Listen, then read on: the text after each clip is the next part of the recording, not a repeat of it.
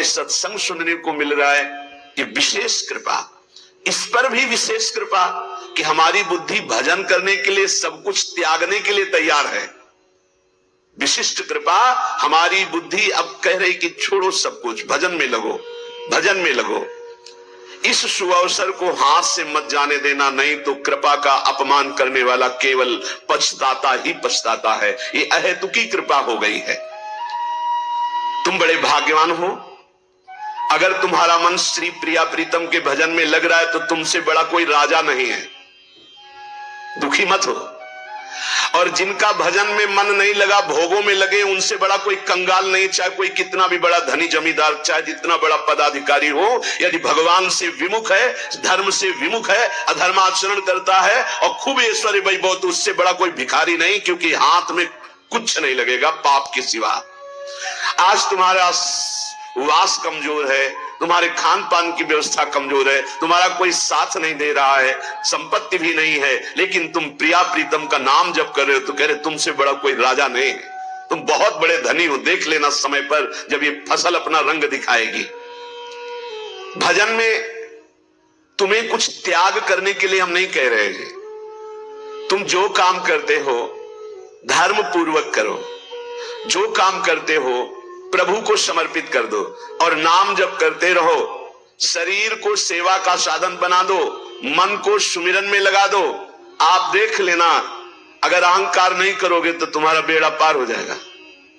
शरीर को सेवा में लगा दो, जो कर्म करते हो धर्म पूर्वक करो, उनको प्रभु को समर्पित कर दो और नाम जप करो। और अहंकार नहीं करोगे तो बहुत जल्दी तुम ज्ञान को प्राप्त हो जाओगे, तुम्हारे हृदय में ज्ञान प्रकाश हो जाएगा, तो अहंकार नष्ट हो जाएगा।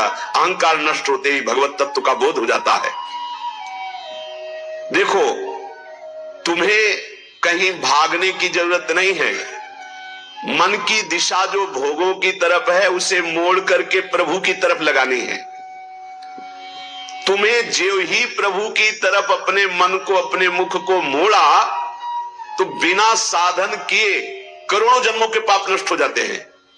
सन्मुख हो ही जीव मोहि जब ही, जन्म कोटि अघ नाशो तब ही।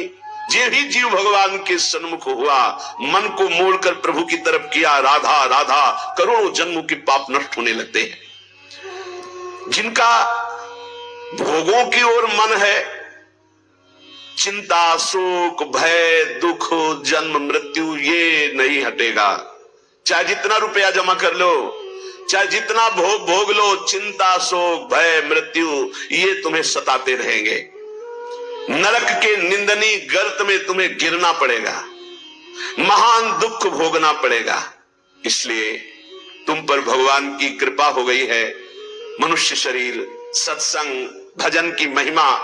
अब आप अपने ऊपर कृपा कर लो कि भजन में मन को लगाओ। विश्वास करो, अपने को जो भजन में लगाता है, मानो पग पग पर अपनी सुरक्षा कर रहा है, पग पग पर अपने को सुख की तरफ ले जा रहा है। और जो अपने मन इंद्रियों को भोगों में लगा रहा है, तो पग पग पर अपने को फंसा रहा है, वो दुख भोगने की तरफ जा रहा है। देखो, भगवत कृपा बरस रही है, सब तरफ से कृपा बरस रही है। तुम्हारे ऊपर अपार कृपा हो गई है। बस तुम इस कृपा का परिचय करो और इस कृपा के परिचय को प्राप्त करके डूब जाओ। हमारे ऊपर अपार कृपा श्री जी की। भगवत प्राप्ति के लिए ये बहुत अनिवार्य है कि इस कृपा का आदर करो। जो जो आपके ऊपर कृपा हुई उसको वर्ण करो। कितनी कृपा। ये देखो, वृंदावन में बैठ करके भगवत चर्चा, कथन, श्रवण, नाम कीर्तन, पद गायन, संत दर्शन, भगवत दर्शन, कितना सौभाग्य। जगत को सुधारने वाली बात भी अपने मन में मत लाओ। तुम ठेकेदार नहीं हो जगत के, पहले तुम सुधरो तब बात समझ में आएगी। तुम्हारा सुधार हुआ कि जगत को सुधारना नहीं, ये सब भगवत स्वरूप है। पहले तुम सुधरो। और प्रायः ये होता है कि हम जगत सुधारने की बात, जहां थोड़ा परमार्थ बना तो हम दूसरों को सुधारने की बात सोचने लगते हैं। पहले तत्व तक पहुंचो, पहले बोध प्राप्त करो, नहीं तो बीच में अगर पूरे सच्चे खिलाड़ी नहीं हो तो माया के पार्षद टांग मार के अपने पक्ष में गिरा लेंगे और तुम अपने पक्ष में पहुंच नहीं पाओगे। इस जगत को प्रभु स्वरूप समझो और अपने आप को प्रभु के चरणों में न्यौछावर करके चुपचाप दीन बन के अपने को छुपाते हुए दीन बंधु के सुमिरन में खो जाओ। जो थोड़ी भक्ति करके लोगों में परिचय बनाना शुरू कर देते हैं कि मैं भगत हूं, मैं अमुक अनुष्ठान कर रहा हूं, मैं अमुक अमुक साधना कर रहा हूं, बिकने लगते हैं। याद रखो, वो प्रभु की प्राप्ति के पथ से बहुत ही भटक जाते हैं। प्रभु के प्रेम रंग को प्राप्त करने के लिए जब तक भगवत प्राप्ति ना हो जाए तब तक परिचय को छुपा के रखना चाहिए। अपना परिचय कोई न जान पावे कि मैं कौन हूं, क्या हूं, कैसा हूं। जितना तुम परिचय छुपाओगे अपना, उतना परिचय प्रभु अपना प्रकाशित कर देंगे आपके सामने, और जितना आप अपना परिचय बढ़ाओगे उतने प्रभु अपना परिचय छुपाते चले जाएंगे। सिद्धांत को समझ लो, जितना आपका परिचय छुपेगा उतना ही आप अपना परिचय प्रकाशित कर देंगे, और जितना आप अपना परिचय प्रकाशित करेंगे उतना ही आप अपना परिचय छुपा लेंगे। प्रभु याद रखो, तुम्हारे ऊपर कृपा निरंतर बरस रही है, कृपा चारों तरफ से घेरे हुए है। कोई क्षण भी ऐसा ना जाए जिसमें तुम कृपा सिंधु प्रभु का विस्मरण कर दो। स्मरण परायण रहे, एक भी क्षण स्मरण के बिना ना जाए। कोई भी क्षण ऐसा नहीं जिसमें तुम विस्मरण करो। सावधान, तुम्हारे ऊपर अपार कृपा है, इसी जन्म में भगवत प्राप्ति कर लो। हम 40 वर्ष की स्मृति को देख करके कह रहे हैं, क्योंकि खास स्मृति जो जागृत हुई उसमें बड़ा परिवर्तन, 40 वर्ष में बड़ा परिवर्तन। आगे अगले जन्म में क्या हमको भजन करने के लिए अवसर मिलेगा पता नहीं, कितना विघ्न आ जाएगा। इसलिए तुम वंचित न रह जाओ भगवत प्राप्ति से, नहीं तो बहुत दुख भोगना पड़ेगा। तुम अपनी प्यारी से प्यारी वस्तु जो है, प्यारे से प्यारे जो संबंध है, उनमें झांक कर देखो। प्यार है तो प्रभु से है। अगर प्रभु शरीरों से निकल जाए तो कोई शरीर से प्यार नहीं करेगा, चाहे पत्नी हो, चाहे पुत्र हो, चाहे कोई प्यारा हो। तुम उसी प्यारे से प्यार करो, निहाल हो जाओगे। सचमुच विश्वास करो, वो सामने नहीं आ रहा पर वो छुप छुप कर आपको बहुत प्यार कर रहा है। सम्मम प्रिय सम्मम उपजाए, सच्ची सच्ची सच्ची बहुत प्यार करते हैं प्रभु, बहुत प्यार करते हैं प्रियाजू अपने लोगों को। अहेतु की कृपा, हमारा प्यार देखो क्या है, ईमानदारी से देखो, 100 में 1% प्यार नहीं प्रिया प्रीतम के प्रति, और उनका 100 का 100% हमारे प्रति प्यार है। देख लो कहां हम कौन है, कैसे हैं, आज भी कैसे हैं, और उनकी कृपा कहां बैठा ले, क्या कर रही कृपा उनकी, कितना हम कर रहे हैं तो बुरा ही कर रहे हैं, और वो कर रहे हैं तो कृपा ही कृपा कर रहे हैं। हम सोना बिगाड़न को तो सोना संवारन को, तो ही मोई परी होड़। जब ये बात हम देखते हैं तो रोना आता है, कहां उनकी अपार कृपा और कहां हमारी नीचता। वो अज्ञात रूप से आपको बहुत प्यार करते हुए हर समय आपको दुलार कर रहे हैं। वो तुम्हें कभी एक क्षण के लिए भी नहीं छोड़ते। तुम केवल निरंतर स्मरण करो तो तुम्हें दिखाई देगा कि उनका परम अभय कर कमल तुम्हारे सर पर रखा हुआ है। अब किसके आशीर्वाद की मांगने की जरूरत है? तो आप पूछेंगे कि यदि इतनी बात आप कह रहे हैं कि हमारे को चारों तरफ से भगवान की कृपा घेरे हुए है, हमारे ऊपर भगवान का अभय वरद हस्त है, तो फिर मैं जल क्यों रहा हूं? मेरे अंदर जलन क्यों है? हृदय क्यों नहीं शीतल हो जाता?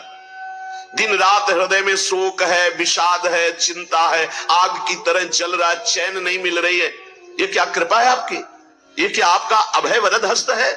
आप कह रहे हो सब पर कृपा है, तो मेरा तो हृदय जलता रहता है, मेरा तो हृदय विषाद चिंता शोक से युक्त रहता है।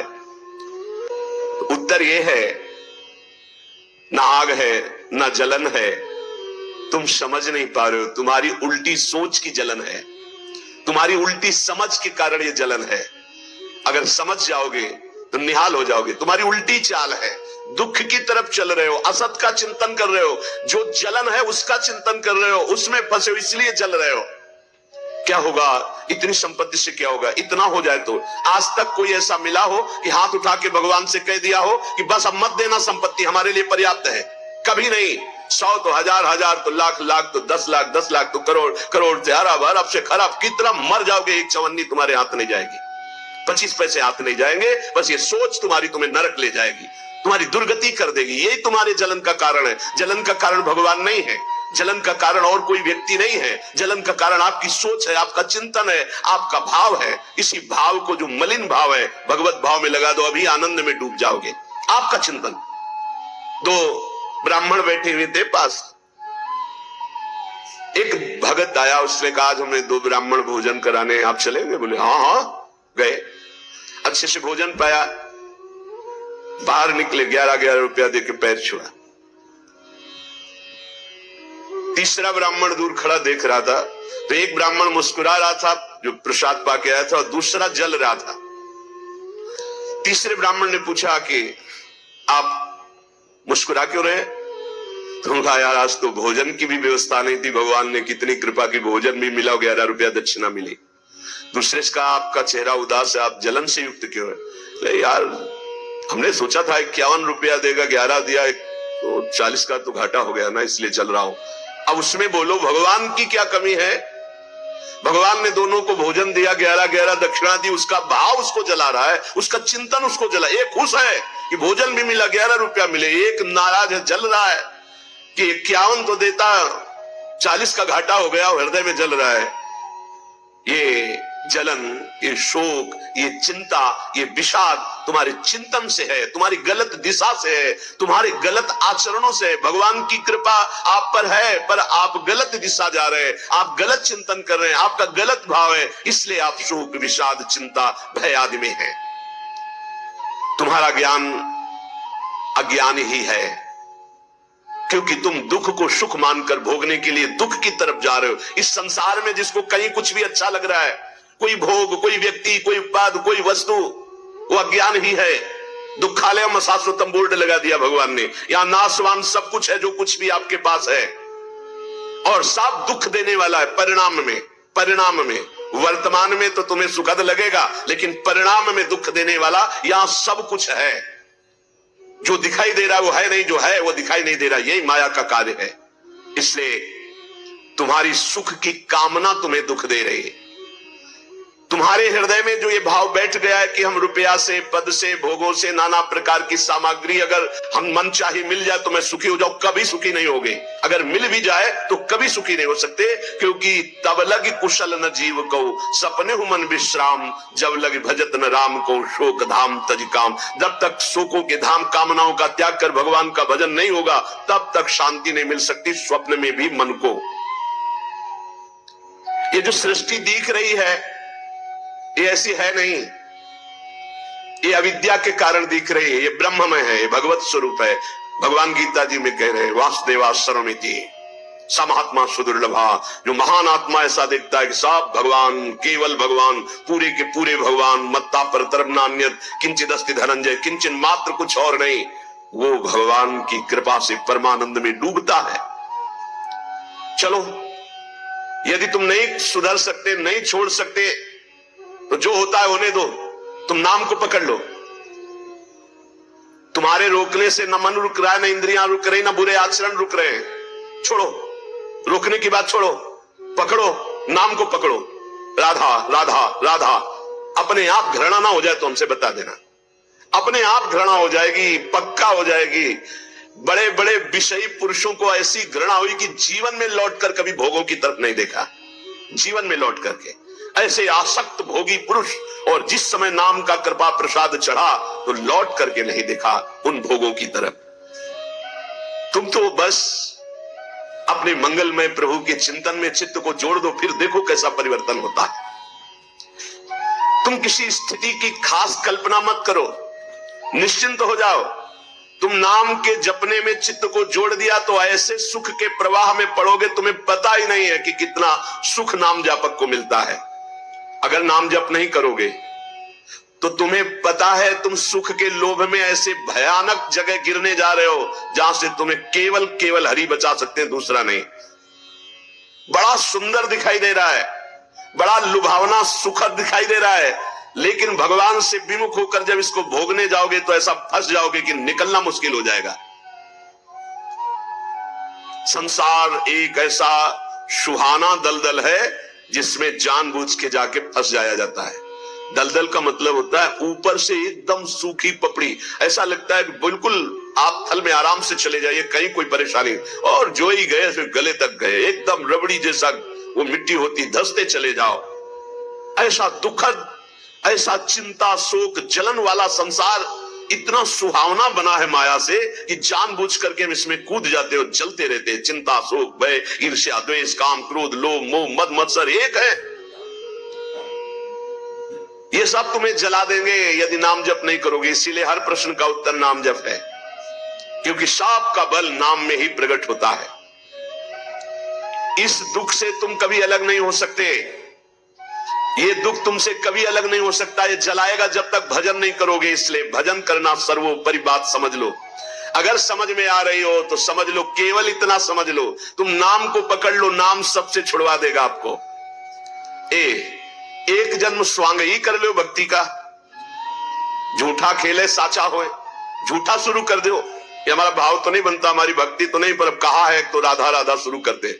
झूठा खेले साचा होए, ये मार्ग ऐसा है। झूठे से बोलो राम कृष्ण हरि तो आपका मंगल हो जाएगा। जे ही आप नाम जपना शुरू करते हैं तो खास बात क्या होती है कि आपके जीवन की बागडोर स्वयं श्री कृष्ण ऐसे पकड़ लेते हैं जैसे अर्जुन के रथ की बागडोर पकड़ ली। अब वो आनंद की ही तरफ ले जाएंगे। आपको दिखाई देगा क्योंकि आपके नेत्र गलत है। जहां दुख है वहां आपको आनंद दिखाई दे रहा है, और जहां आनंद है वहां आपको दुख दिखाई दे रहा है। तो अब श्री कृष्ण आपकी यात्रा आनंद की तरफ करेंगे तो हो सकता है आपके नेत्रों में दिखाई दे कि दुख ही दुख है भक्ति में, लेकिन वास्तविक आनंद का मार्ग भगवान के चरणारविंद तक है। अगर इनके चरणों तक नहीं पहुंचे तो आनंद कहीं नहीं। आ ब्रह्म स्तंभ पर्यंतम सर्वम मायामयम जगत। विश्वास करो भगवान सत्य है, विश्वास करो भगवान नित्य है, विश्वास करो भगवान सर्वत्र है। तो भगवान सर्वत्र है, विश्वास करो तो भय किससे? गुरुदेव भगवान ने पूछा मंत्र कहां से चलता है, आपका मंत्र कहां से चलता है? तो जैसा कुछ अनुभव वैसा बताने लगे। आपके चिंतन का विषय क्या है इस समय वर्तमान में? तो महाराज जी आपसे सच्ची कहते हैं कि नित्य विहार के संबंध में तो